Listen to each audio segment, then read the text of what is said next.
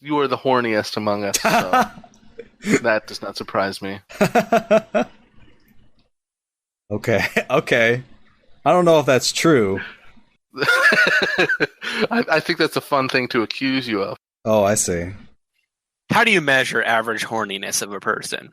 I mean, is there like phrenology for libido? There should be. What's the standard horny unit? One would. You have to measure your testicles with calipers. How much pee have you got stored in your balls? Have you? How many boner headaches have you gotten today? A metric boner headache is how you measure horniness. Indeed.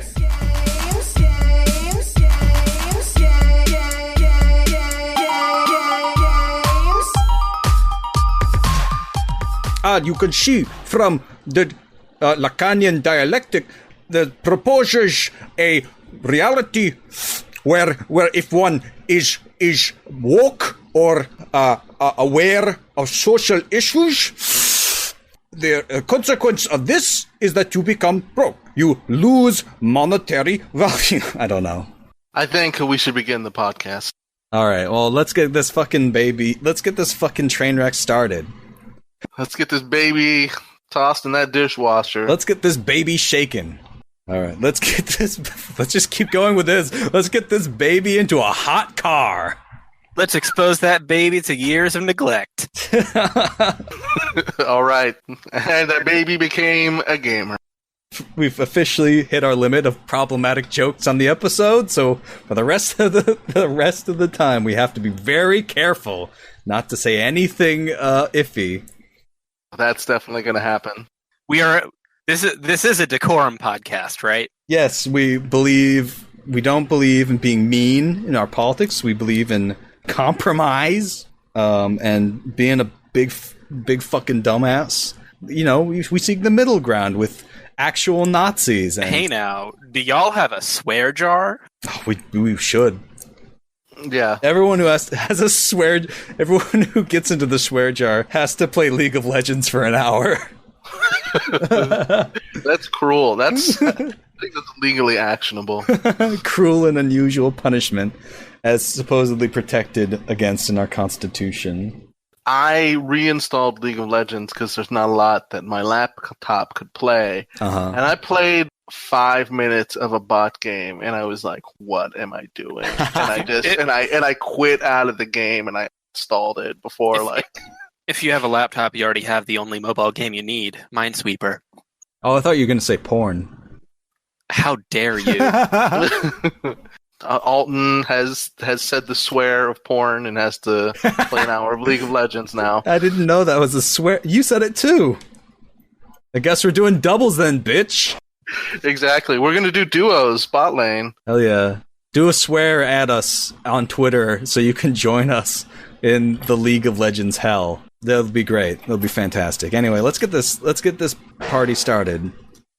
Hello everyone, and welcome again to Video Games Are the Worst Thing on Earth. I am your host, Alton. With me, as always, is Reese. Hello, Reese. Hey! This is his new podcasting voice. He'll be keeping it up for the entirety of the hour-long podcast. You bet your ass! Okay. And joining us is our good friend Misandry. Hello, Misandry. Hi. I bring tidings from the hell realms of the Midwest. Hell yeah. The Midwest is cool because despite being like a deindustrialized hell zone, you get special flavors of Mountain Dew. And best pizza in the States. Hell yeah. Nice. Fuck you, New York. Hey, forget about it. I'm walking on pizza here. Okay, so the premise of this pod is, of course, that we are the last bastions of gamers holding back the incel hordes from corrupting you young, innocent gamers and keeping you safe from the depths of fascism and reactionary thought. We are the only podcast that will tell you the goddamn truth about video games. Truth number 1, gamers are goblins. Truth number 2, gamer CEOs are ogres. Don't trust either of them. Let's move straight into our first topic. How about that? We're going to get cracking We've had a good discourse. We got warmed up.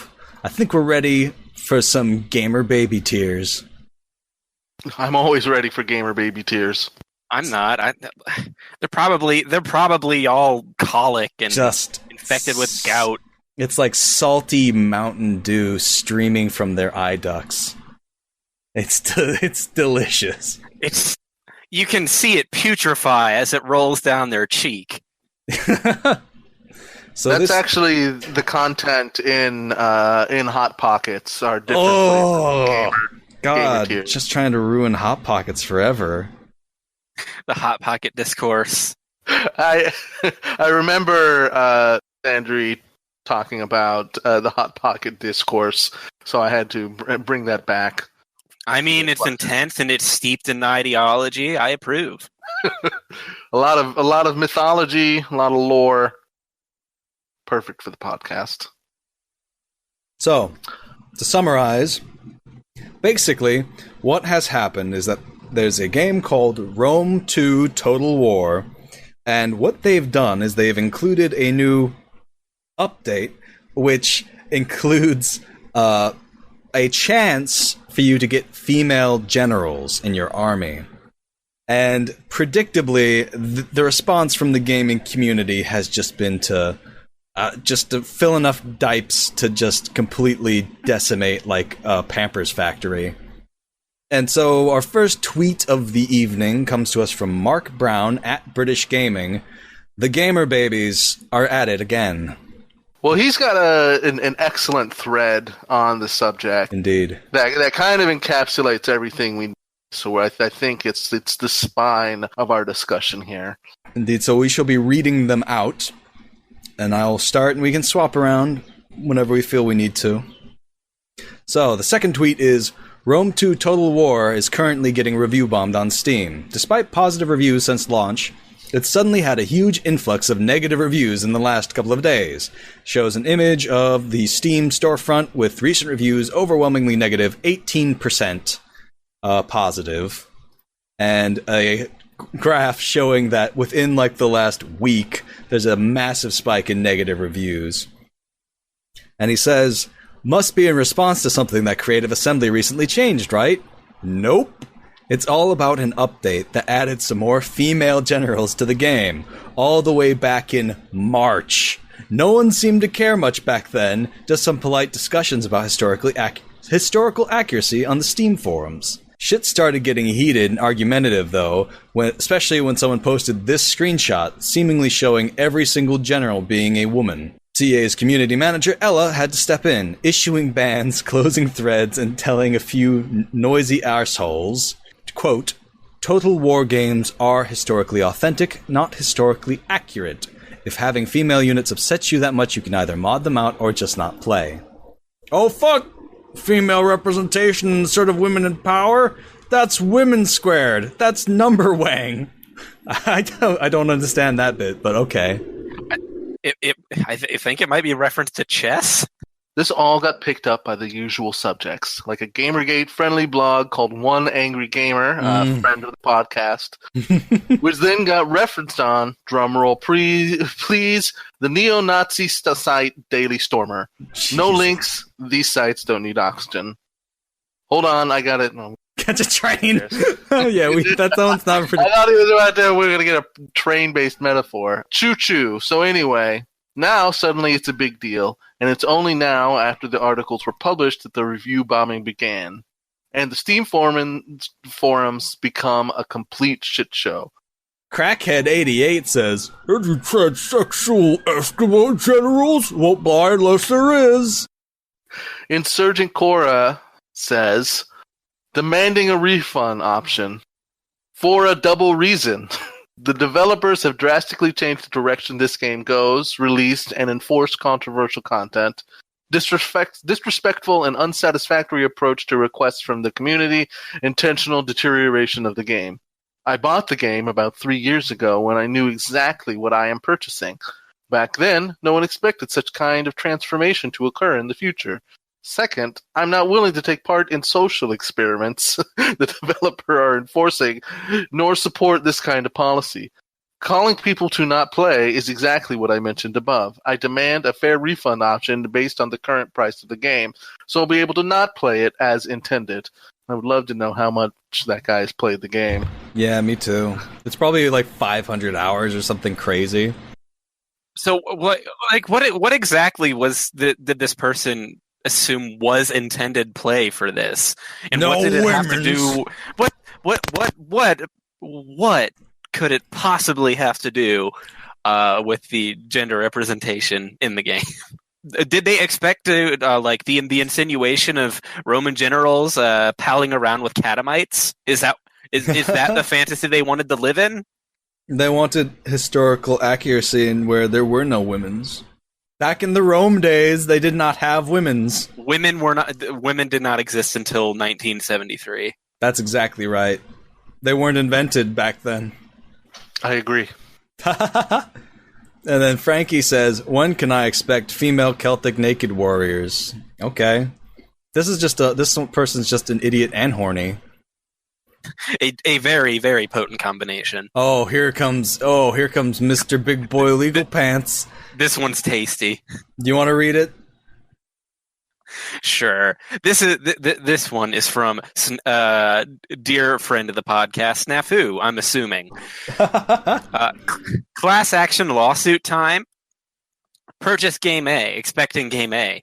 Developers push politics into game. Game A becomes propaganda Game B after majority of sales are achieved. Developers start censoring discussion. Developers start deleting negative reviews. Rust did the same thing, where you purchased a game that was free from social justice, and later they inserted social justice into the game and told everyone that they could never refund. This is actually a horrifying trend in gaming that should be brought to court. This game is 5 years old, by the way. And there was a mess upon initial release, so I really don't know. Like, yeah, people were upset about how broken it was on release, but like, this negative review bomb spike is so much bigger than when the game was actually fucking broken. And all they did was add women to the game, and that is considered like SJW political propaganda.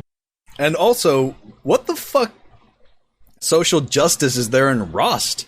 Are they talking about how they randomized character creation? That's social justice. That's not social. What? I couldn't believe like that. I knew that it might have referred to that, but I just didn't want to believe that somebody could be that stupid. Hey, you want to know something interesting I found about that Rust controversy of gamers getting upset that they have the potentiality of playing a black woman? Yeah, it's like their main complaints was, it took away my choices in the game. It is forcing a role upon me. When like, why didn't you levy the same complaints about Witcher? You have to play Geralt.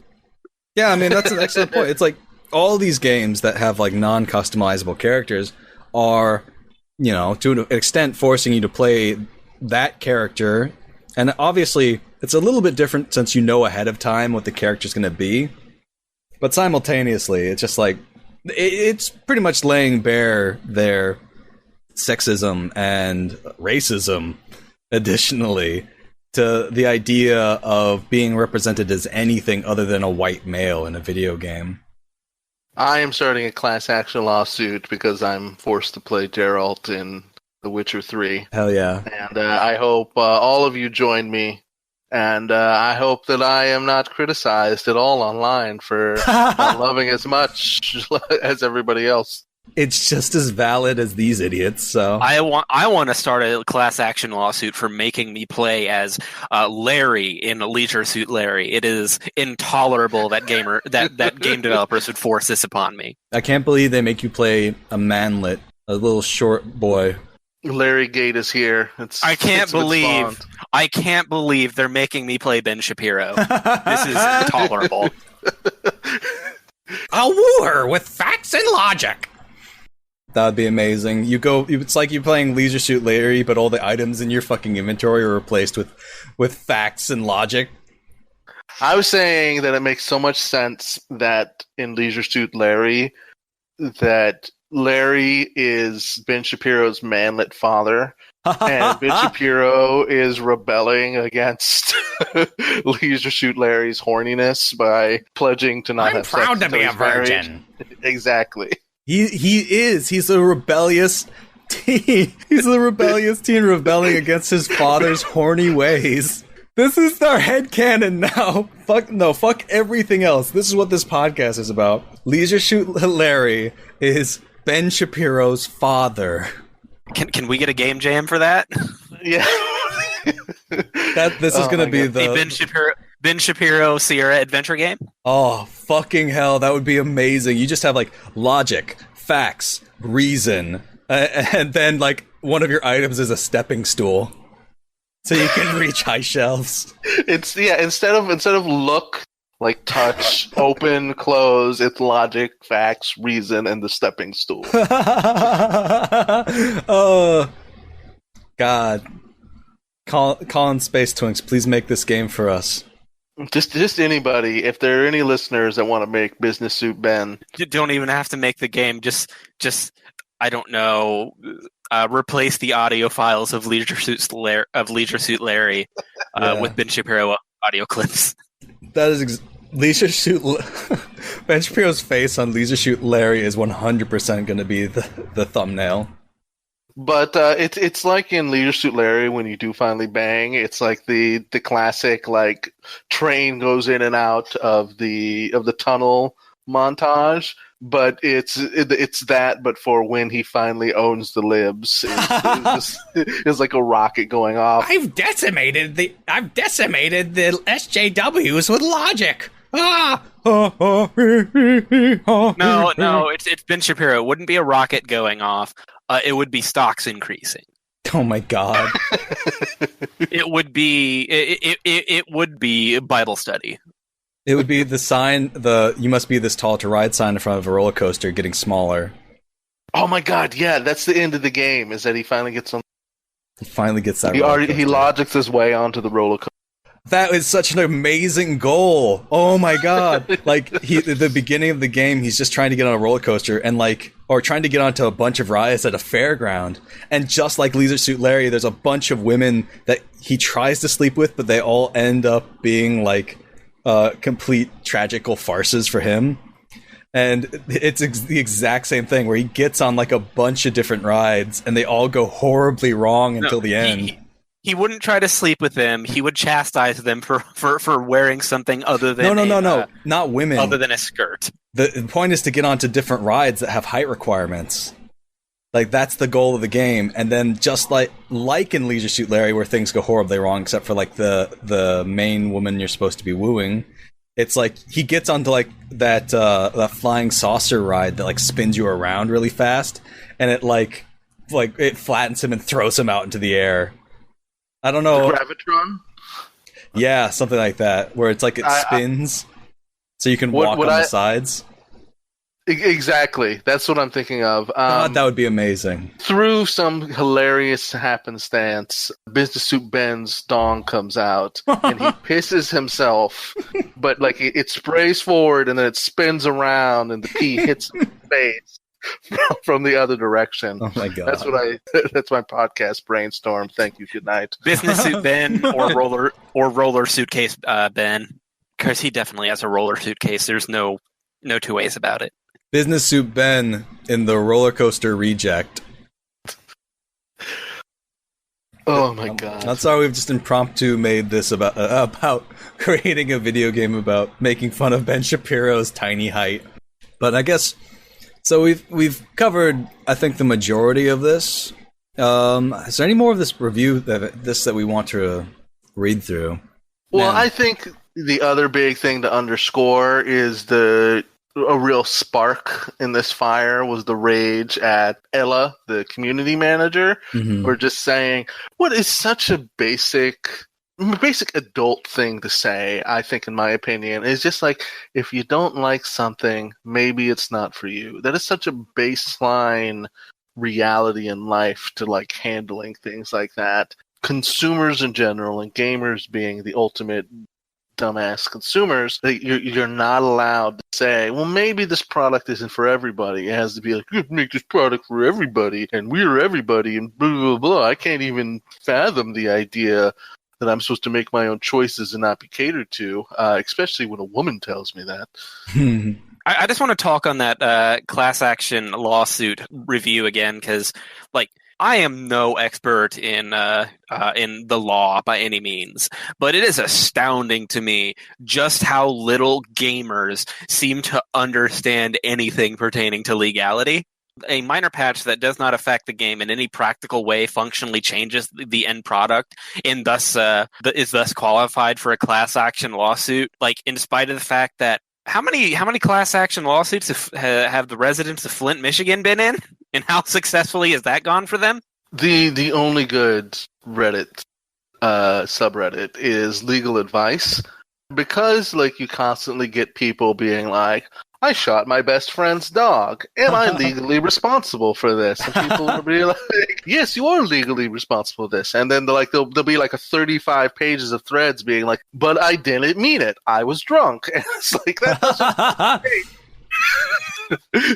I would just like to clarify, I wasn't comparing the Flint, Michigan class action lawsuits to this in a way that suggests that they are in any way similar or as urgent. More talking on the absurdity of it. No, I would say this is much worse than Flint, Michigan. That this is the humiliation of gamers just cannot be answered. This, like, poor people getting poisoned. Come on, that's happening all over the place. But this, women are generals. It's not acceptable. Another interesting thing about this whole phenomenon is, as said, this all started because of a response that a community manager had. Ella? Well, as it turns out, gamers really do not like specifically women community managers. This happened for pre-release Starbound. Their community manager, Molly, got a lot of really bad things said about her for things that were effectively out of her control. Gamers are terrible. What happened with Starbound? I played a lot of that game. Period. Well, it's not that anything really happened with it. It's just like during pre-release, when they were like releasing the piecemeal versions of the game, whenever something wasn't perfect, everybody blamed Molly in pretty vicious terms. Well, I suppose to a certain extent, while she wasn't a community manager, you saw the same sort of toxic artificial outrage produced in regards to that Guild Wars 2 writer. I mean, that's really been the rise, I think, that they've always been like this, but there's a freer hand since Jessica Price was fired from ArenaNet. I forget her name, but she's one of the narrative designer, Dishonored, Death of the Outsider, and she's just like generally sassy on Twitter, and like somebody just like tried to get her fired because she was just generally being sassy, and there's not even like a problem with the game or anything like that. She wasn't doing anything specific. She was just like, look at this woman having an opinion. Fire, please. And, luckily her company had her back and they laughed it off. But, so many other game companies, have less great responses. The Riot guy who was not nice to gamers got fired, and Jessica Price's response was, and I think this was an interesting observation, that in a way gamer companies like this because they're not allowed to specifically say it's great when our developers get harassed, but it helps keep the devs in line. Docile.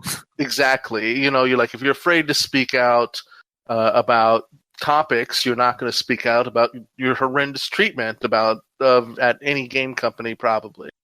There's definitely a mentality about like game designer and developer disposability within a corporate environment. I wanted to bring up the incident where people were like sending these incomplete form letters to game companies asking them to fire female employee name here. I don't know if that was real or if that ended up being a hoax or something, but it's like this psychotic aversion to women for whatever reason in video gaming spaces that goes beyond just gamers are lonely nerds to, I don't know. It's like a vicious variant of the girls stay out of my clubhouse that most people grow out of when they're like 12. That has like rotted into something twisted and evil. You say most people grow out of that by the time they're 12, but do you really believe that at this point? No, I think that these gamer babies have been perpetually locked into the small child mindset of hating girls. They have been so inundated with huffing the smell of boy club farts that their brain has a functionally atrophied from lack of oxygen. Just the pungent scent of Mountain Dew Hot Pocket farts has just absolutely boiled their brains away. Now, just for clarity, is this a Mountain Dew flavored Hot Pocket or Mountain Dew with Hot Pocket? Mountain Dew with Hot Pocket. Although that would be, I would just creaming my gamer pants, gamer thinking about that gamer snack. We have covered this pretty well, I think. We've had a good discussion about salt. Well, if you don't mind, I want to talk about my capital T theory about this. Let's do this. I want to hear about the capital T theory. All right. So it's pretty well demonstrated that the reactionary types really do not give half of a shit about historical authenticity. But looking at the reactions to this Rome 2 quote-unquote fiasco, I've been starting to notice more and more trends about how they discuss the historicity. And I've started to formulate something as to why they don't give half a shit. I honestly think it more has to do with the complete and utter malleability as perceived of what interpreting history or even the present is. And so it turns into a lot of gamers blatantly disregarding things that have been documented and have had happened as being apocryphal. Well, because what better way to discredit others and like fortify your own views than by saying that although this was recorded, it didn't happen. It was apocryphal. It was the sort of the same sort of historical romanticism that you saw with, like, for overused example, Nazi Germany, where they appropriated the runic alphabet and whatnot from the Nords, who, well, as we've come to more recently discover, were a lot more multicultural than we assumed. But even back then, there was a idea that they didn't grow in a vacuum. That's not how that works. However, with the Nazis, they decided to spin the rhetoric, regardless of the historicity of it, to turn it into, well, the Vikings, the Aryans, our Nordic ancestors, were pure-blooded and had no positive interaction with outside forces. Because whether consciously or unconsciously, like, that's the reality they desire of it. It is an act of extreme projection.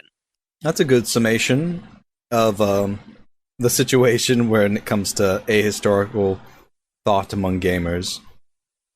I mean, it makes sense to me, especially in terms of the using it as a tool, as a reactionary tool, to solidify your ideology, your thought. Just like all the history that you love, it's backed up by the fact that British actors tend to play every historical figure in movies and TV. Yeah. It backs up the fact. And there was a good Twitter thread about how malleable history is in general, and that, we can infer a lot of things by the artifacts that we found. We might be able to recreate, the town square from a place like 500 years ago, but it's impossible to truly know what it was like back then, what the makeup of the people who lived there were like. Because if you just look at the mass media today, do you really feel that the New York Times, the Daily Caller, and all the different stuff that's most read really reflects reality? Can you imagine history digging through those things and using them to tell the truth about what our life is like today? And it's just it's Exactly. It's just I recoil at that idea. Well, with the internet, it's interesting because, although you have the examples of the New Yorker and whatnot, we also have, because of, the internet, we have persistent active cataloging via Twitter, via Wayback Machine, via extensive automated archiving.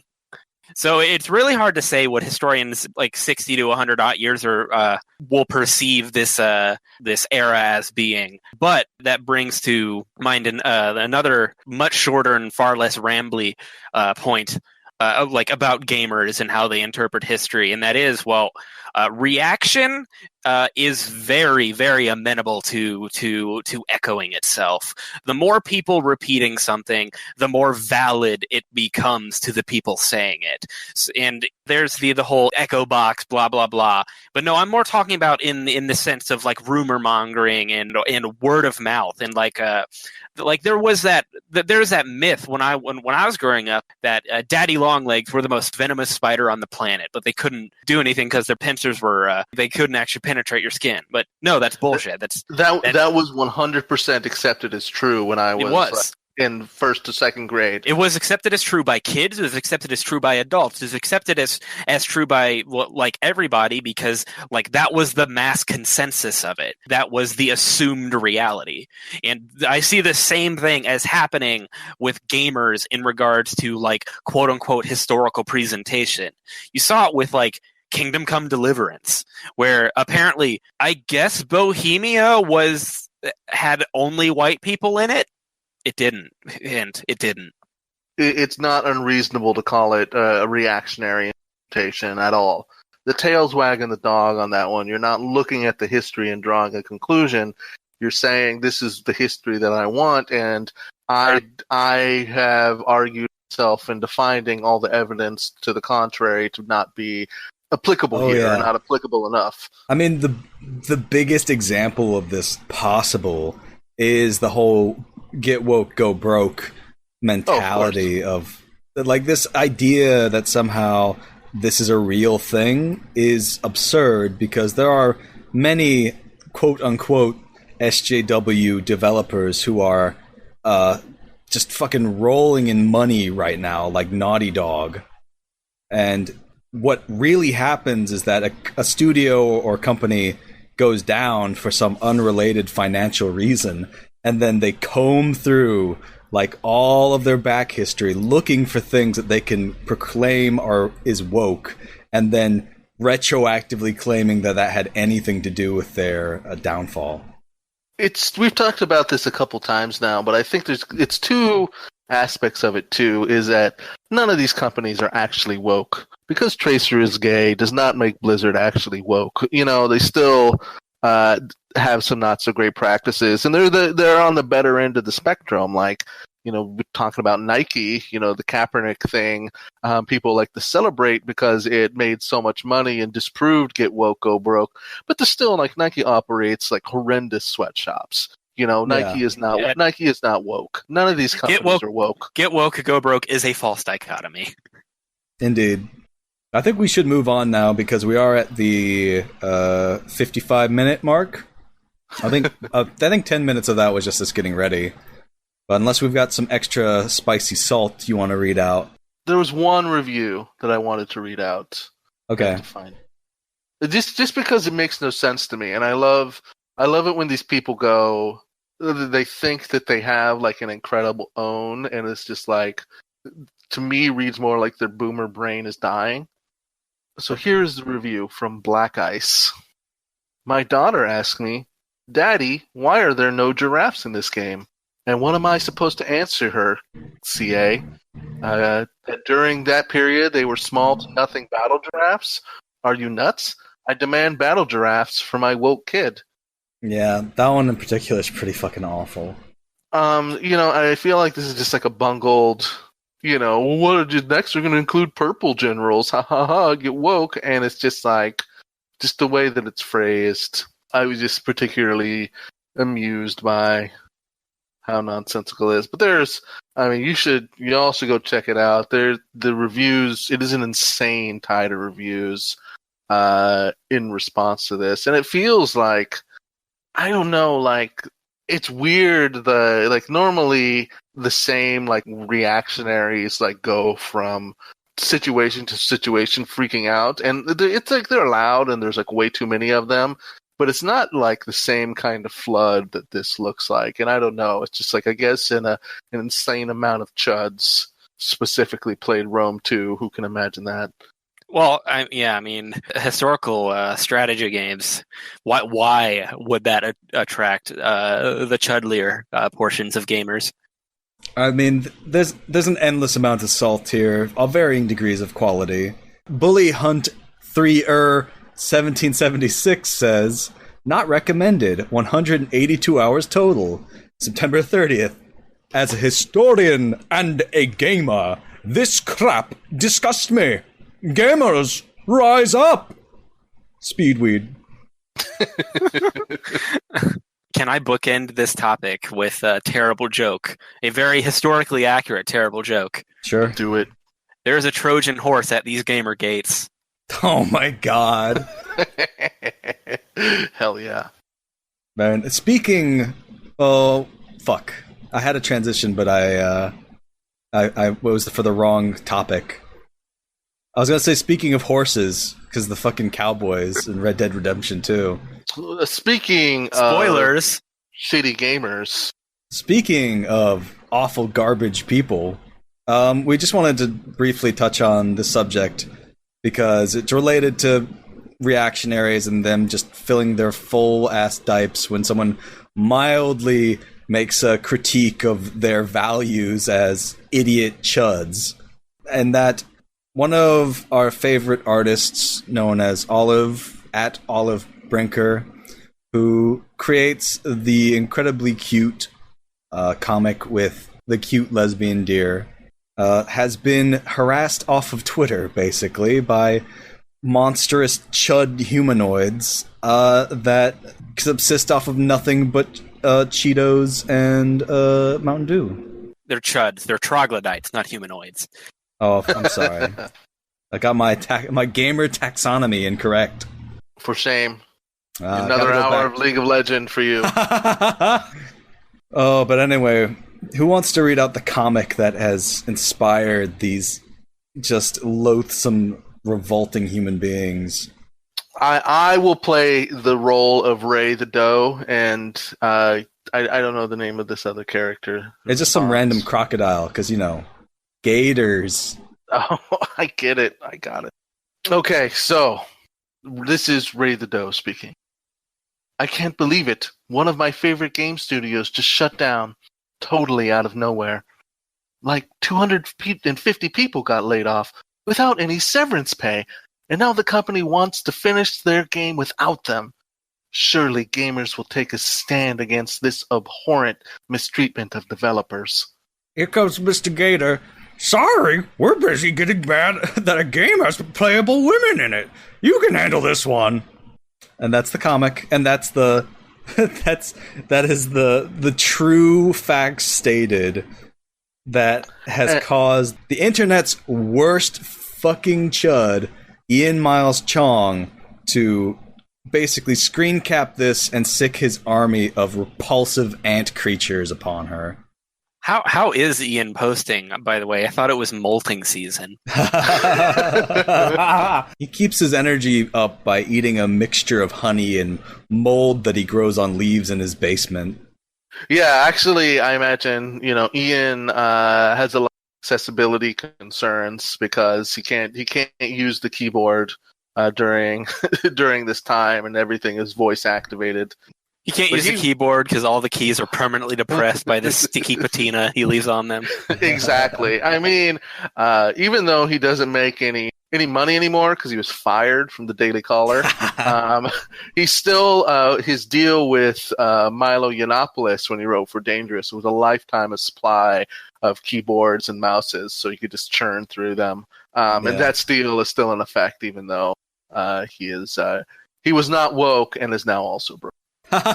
Well, basically, Ian Miles Chong is a fail son living off the teat of his parents' generosity, because evidently his family is rich, and that's the only reason that he can afford to keep being so incredibly online, because he doesn't work for a living. Not just a fail son, the fail son. Yeah, he was doxxed during the Panama Papers, and they found that he has like all of his funds are offshore, his offshore money. So no surprise that he's now standing for the reactionary establishment. I don't know, in terms of the fail son, it's kind of a toss-up between him and Wyatt Koch. Although Wyatt Koch, for everything else that can be said about him, is almost certainly a much better human being than Ian Miles Chong. I mean, I would say that at a certain point, like, Wyatt Koch just has so much money and so much coming to him that it's just like, he's on the same tier, I think, as a lot of other people. Ian is just so visible, just like the patron saint of fail sons. Wyatt Koch is one of the children from Willy Wonka and the Chocolate Factory. It's true. He gets lured into like a piece of factory equipment by like a shiny piece of fabric. He just gets turned into a banana. Ian is one of those bugs from The Mist. Ugh, gross. Well, I think the thing that really highlights Ian's failure as a human being is that he couldn't even do the alt-right grift properly. Think about how hard it is to fuck up being an alt-right grifter. You know what I mean?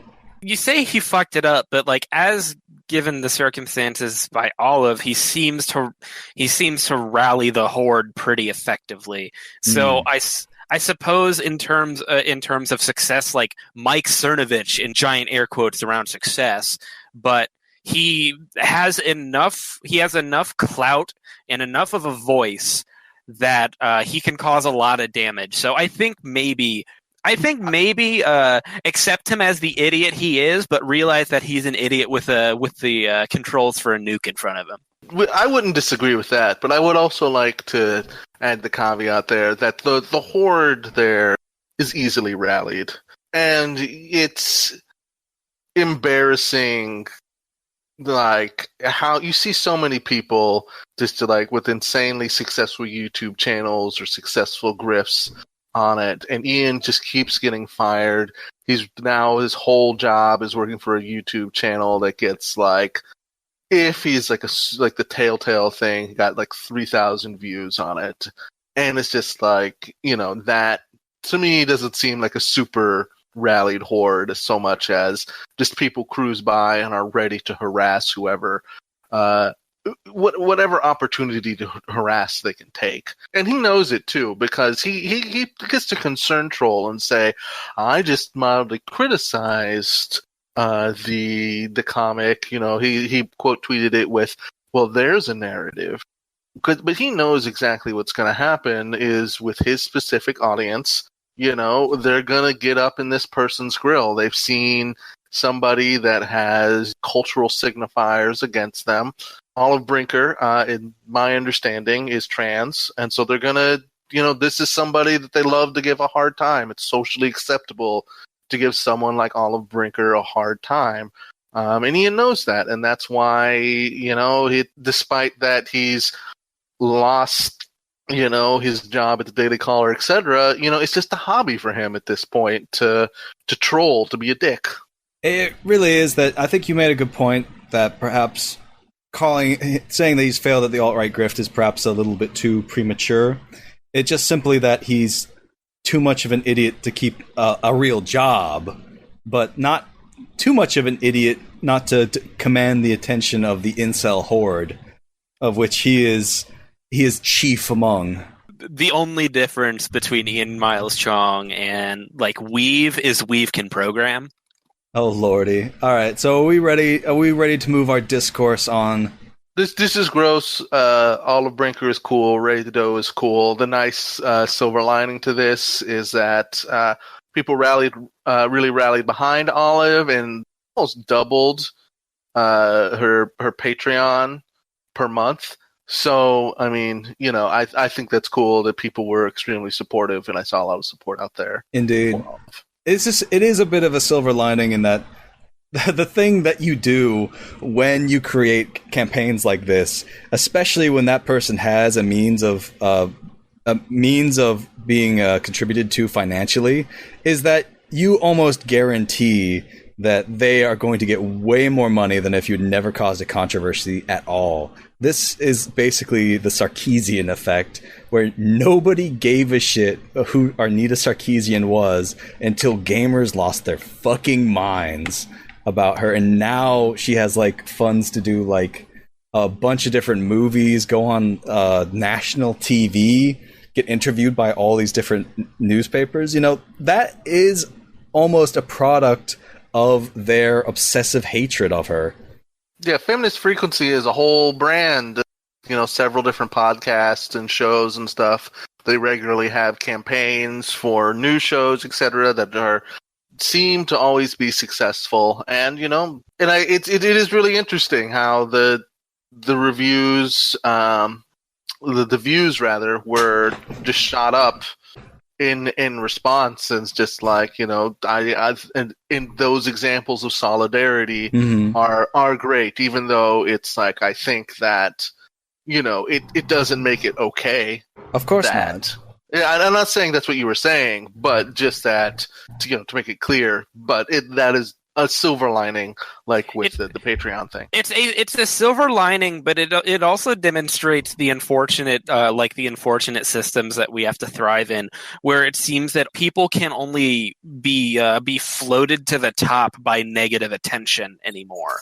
In order to reach people, or even in order to like reach a basic subsistence level, like in regards to like Patreon, because most people on Patreon are like, they're aiming to do that for a living.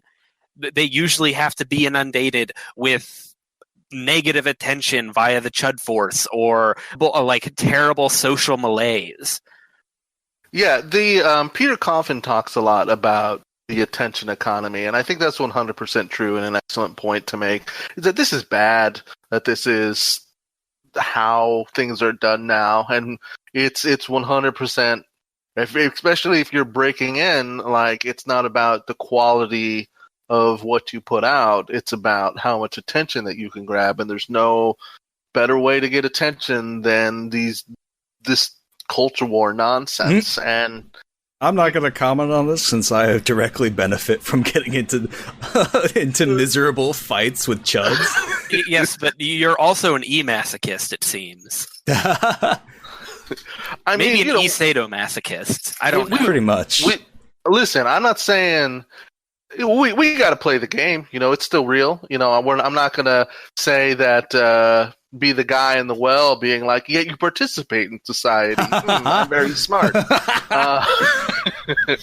I think it's true. I think it's bad. I think that, you know, just pretending it doesn't exist doesn't help. But, you know, I would like it for it not to exist. Don't get me wrong. I'm like, Olive absolutely deserves every dollar she's getting and more. She just did not deserve the circumstances surrounding it in any way. Hell yeah. For sure. It puts to bed the lie that is told within our society so often and in so many different ways that we live in a meritocracy.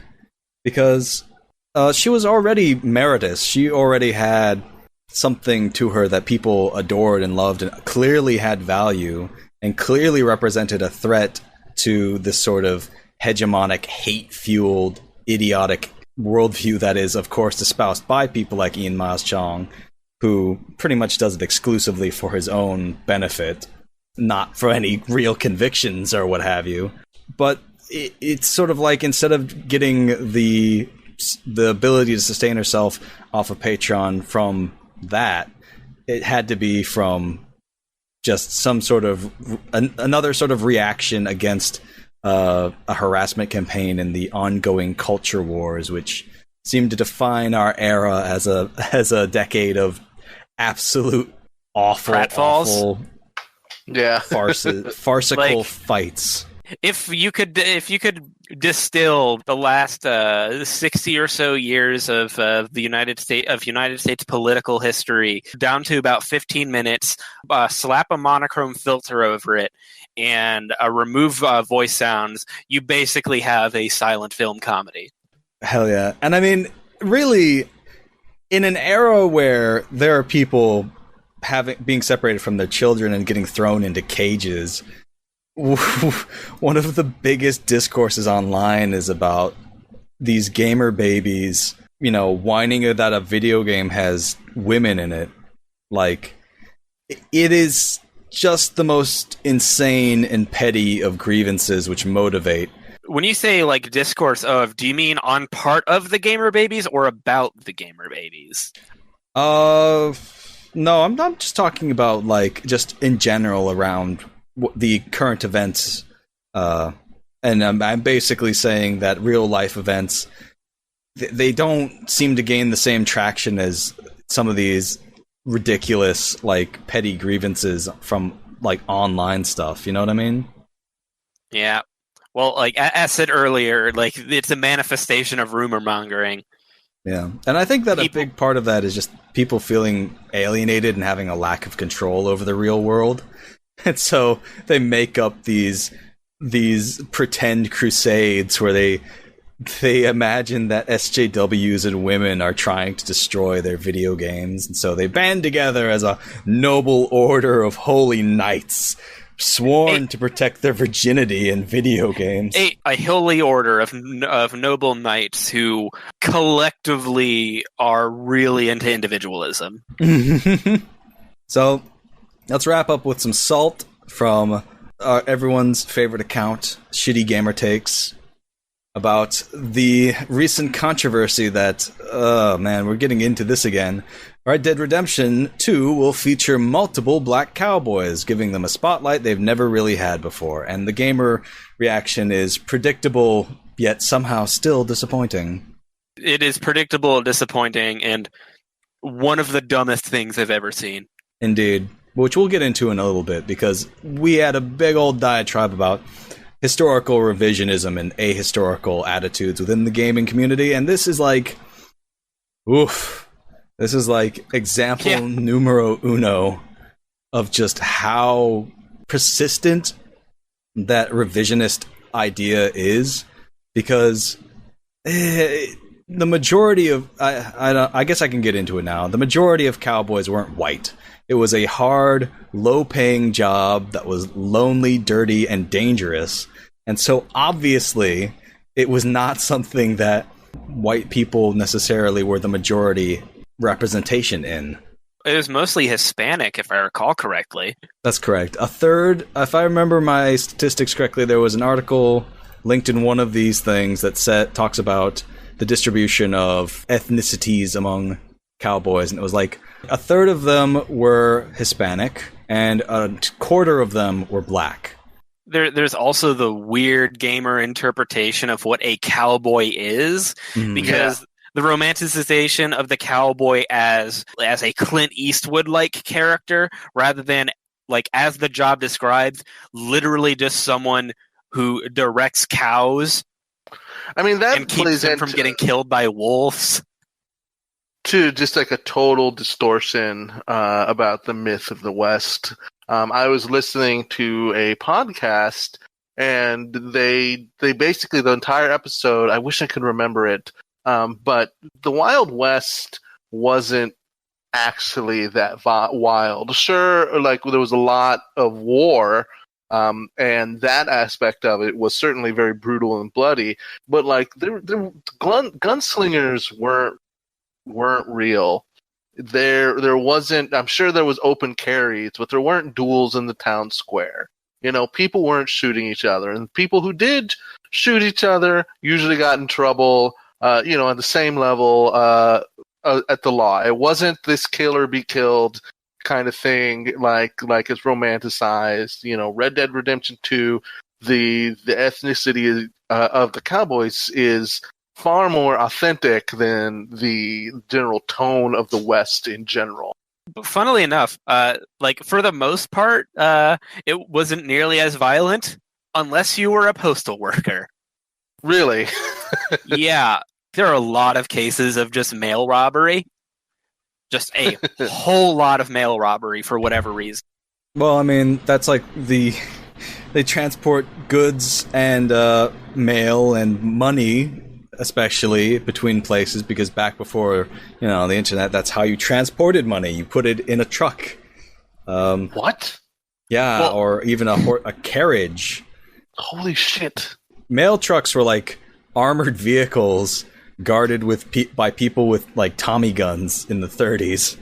And now that we've given some context, do you want to give some salt? To do it, I want to salt. I want to salt this pork. So as I've read, it's from IGN. They have an article, and they say in their tweet, Red Dead Redemption 2 will feature multiple black cowboys, giving them a spotlight they've never really had before. And as we've discussed, it is very historical for there to be Hispanic and black cowboys. Like, more than 50% of cowboys were not white, basically. And in response to this, of course, the gamers have just thrown a big hissy fit. This comes to us from Tom Gibbs.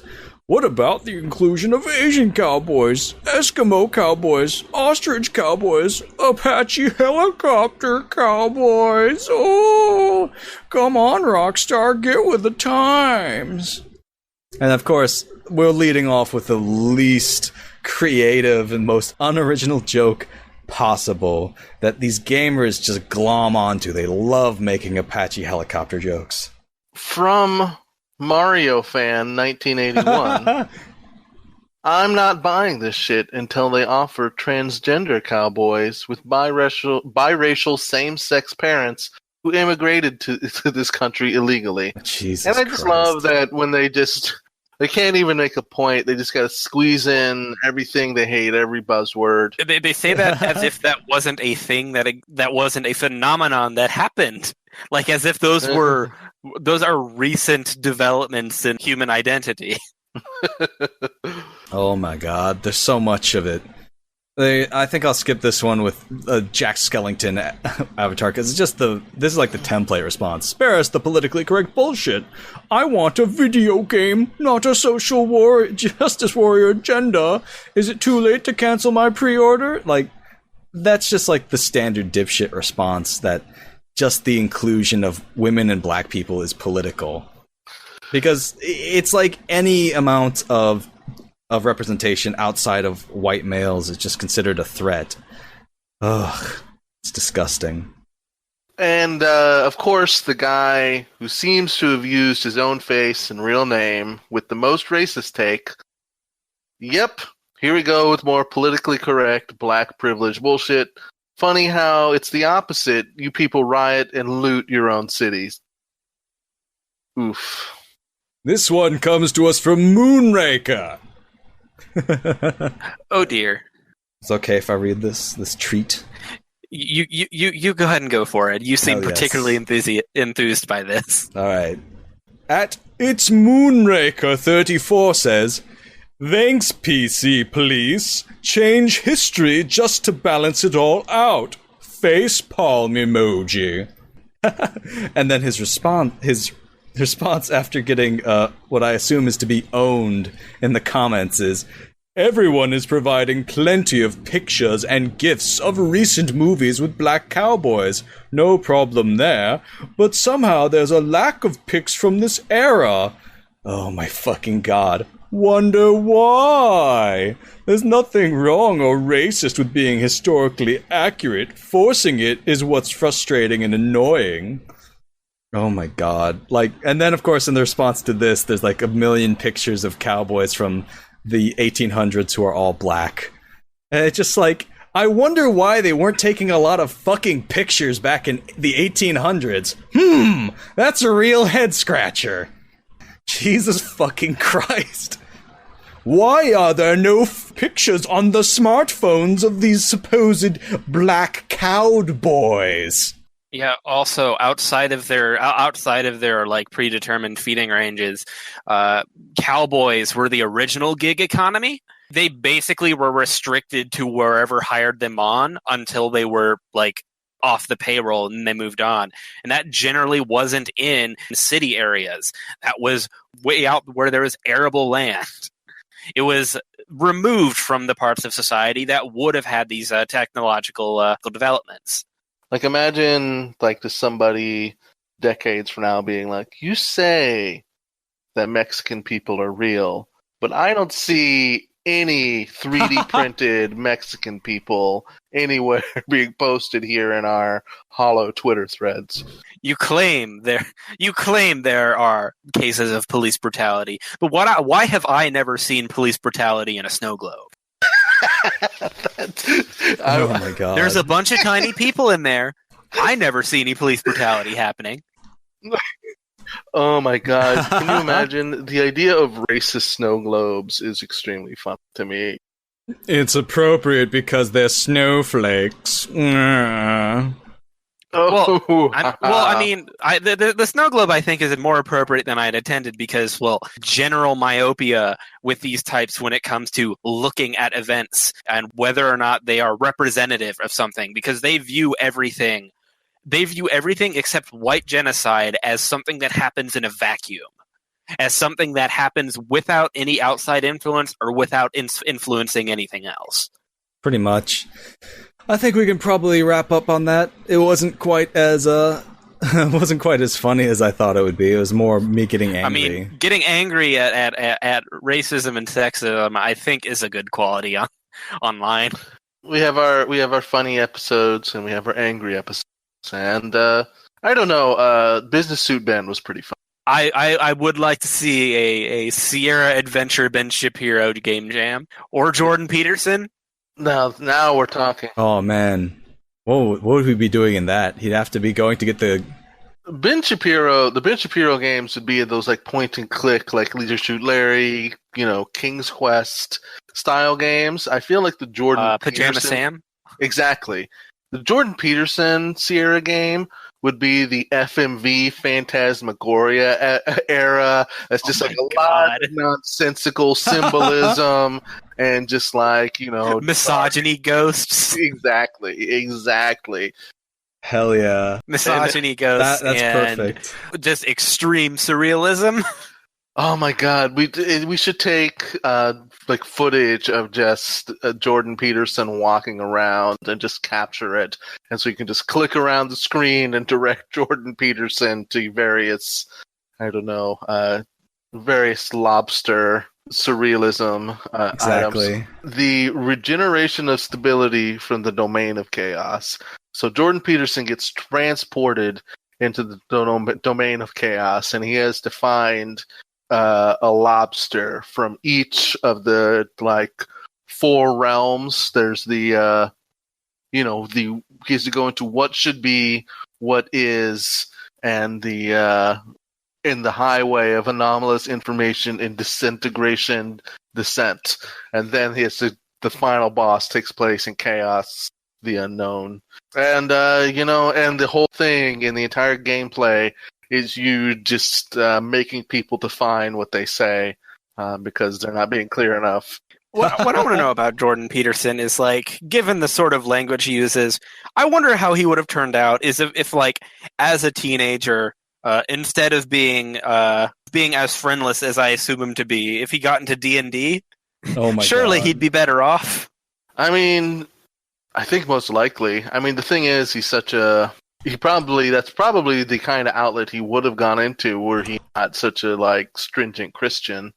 That seems to be the reason that he took the path that he did, is because he needed to be a nonsense human, but he had all this strict upbringing that prevented him from exploring that. Maybe he did get into D&D and he just internalized Lady of Pain in all the wrong ways. I think it's time to wrap up. I definitely am in brain fray mode at this point. All right. So, Misandry, where can people find you and your great online content? Well, I've got a shitty Twitter account. Sweet. Awesome. It's at Misandry Cannon. Cannon as in the artillery, not canon as in lore. It is not very active, but when it is, I like talking about leftism and black metal. So if you're into that. Hell yeah, that sounds pretty cool. And so, Reese, where can people find you while you still have internet and are not living like a hobo out in the woods? You can find me at Your Very Good Bud. Excellent. And you can find me at 8alton8 on Twitter or on YouTube at Alton Plays, where you can find VODs for all of our podcast. And you can find our podcast, I believe it's at www.videogamesartheworst.pinecast.co, which is our website, which has all of our different podcast stuffs. I don't think there's a www. I just think it's video games are the worst. Yeah, it's just video games are the worst. You don't get a World Wide Web designation. And I don't know, something to just, I mean to throw in every episode and I forget, but if you were so inclined, going on the various big, awful branded sites like on iTunes or something like that, and leaving us some kind of review or rating, I hear that it helps us. So let's. Indeed, we don't actually know if it does, but do it anyway. Do it anyway. Give us some feedback. Can I make a plug that isn't for me? Of course. Do it. Y'all should support Olive's Patreon. Hell yeah. Go find Olive's Patreon. I believe it's patreon.com Ray the Doe. Ray the Doe. All one word. No spaces. RAE, the Doe. Indeed. And you should also go follow us at VGATWTOE on Twitter, the official Video Games Are the Worst Thing on Earth Twitter, where we will be announcing episodes and also just dunking on gamers for fun. Thank you, everyone, for listening. We will see you in the next episode. Good night. Farewell. We love you. And thank you, Misandry. Thanks for inviting me. It was a good pod. Farewell, everyone. Bye. Peace.